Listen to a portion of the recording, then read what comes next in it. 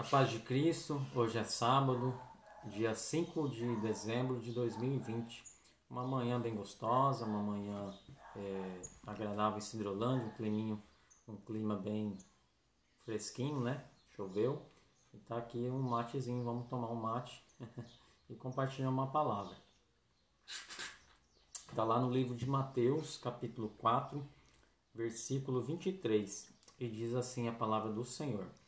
Percorria Jesus toda a Galiléia, ensinando nas sinagogas, pregando o evangelho do reino e curando toda sorte de doenças e enfermidades entre o povo.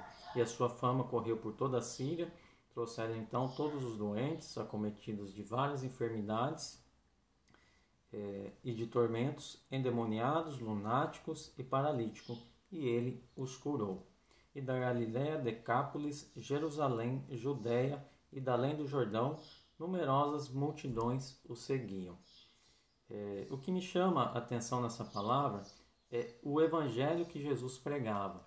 A palavra diz aqui que Jesus percorria por toda a Galiléia, ensinando nas sinagogas, pregando o evangelho do reino. Essa expressão, esse evangelho, é que me chama a atenção nessa palavra.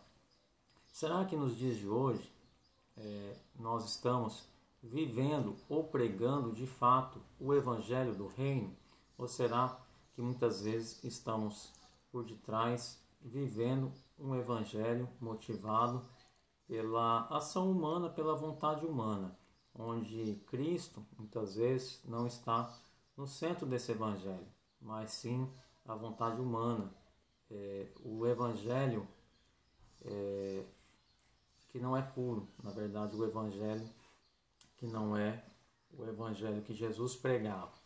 Então, essa meditação que eu queria deixar, né, esse ensino de Jesus, né, e será que possamos refletir, será que tipo de evangelho que nós estamos vivendo?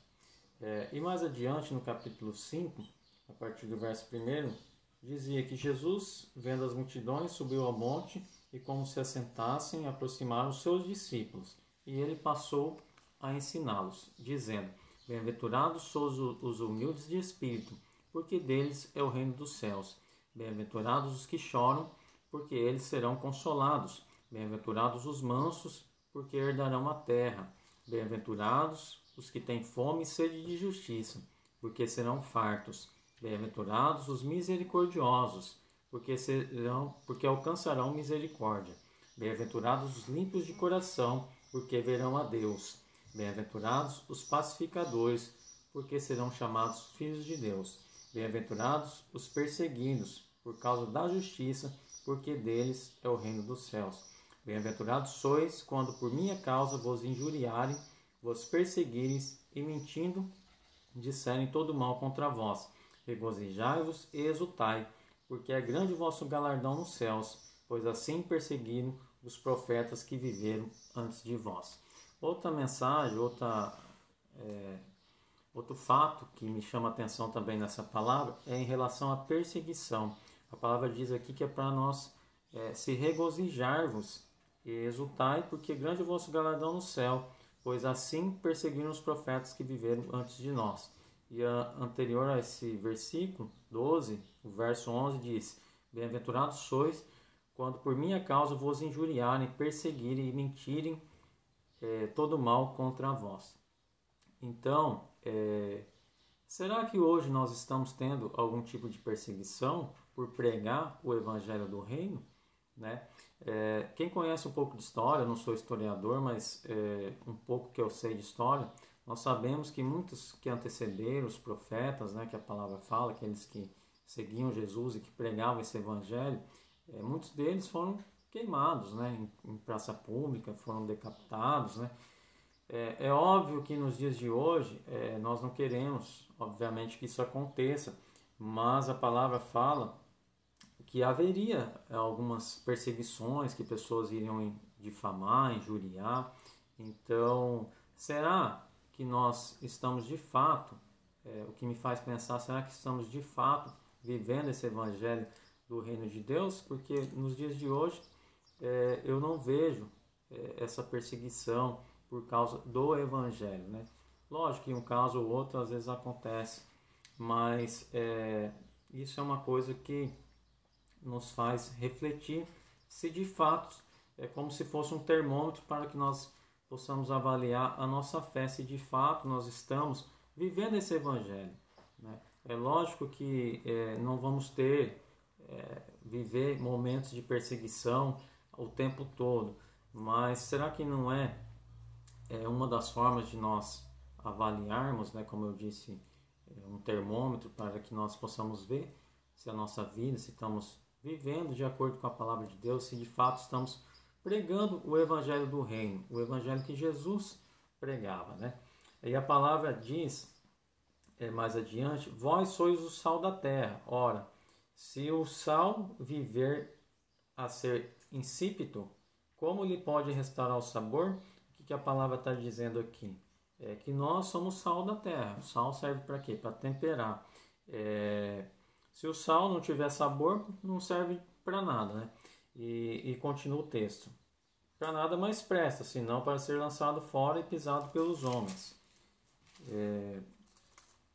Vós sois a luz do mundo. Não se pode esconder a cidade edificada sobre o monte, nem se acende uma candeia para colocar debaixo do alqueire, mas no velador, que alumia todos que se encontram na casa. A palavra aqui compara e diz, né, aos discípulos aqui, no caso Jesus está dizendo aos discípulos, vós sois a luz do mundo. E uma luz não adianta nada você colocar, esconder essa luz, né? E colocar debaixo do alqueire, está dizendo aqui, mas no velador, né, que é no suporte, onde a luz deve estar presente, para que possa clarear, para que possa trazer iluminação a todos os que se encontram na casa. É como se você pegasse uma vela, né, e colocasse ela para fora da casa, um exemplo, ela não ia servir para nada. Então, a palavra de Deus compara a nós, né, aos discípulos, e também essa palavra serve a nós, que devemos ser luz, né, nesta sociedade que vivemos, né, através desse evangelho do reino que necessita ser pregado. E o que me traz a reflexão, mais uma vez, é que será que Cristo fez essa obra, veio à terra, pregou, trouxe todos esses ensinamentos para nós vivermos esse evangelho que muitas vezes é um evangelho disfarçado, um evangelho onde coloca o homem no centro de todas as coisas, um evangelho egocêntrico, onde muitas vezes está o homem, as vontades do homem, e que na verdade deveria ser um evangelho cristocêntrico, onde Cristo está no centro de toda a vontade humana. Então, possamos refletir esse evangelho que estamos vivendo nos dias de hoje. Será que Cristo morreu na cruz para que nós vivêssemos dentro de 4 paredes, né? Simplesmente limitado ao período de culto, uma vez na semana, muitas vezes, ou duas, de 2 horas, um pouco mais, um pouco menos?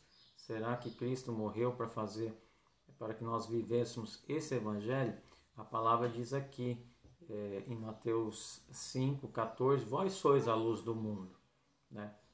Então ele está aqui uma luz para o mundo.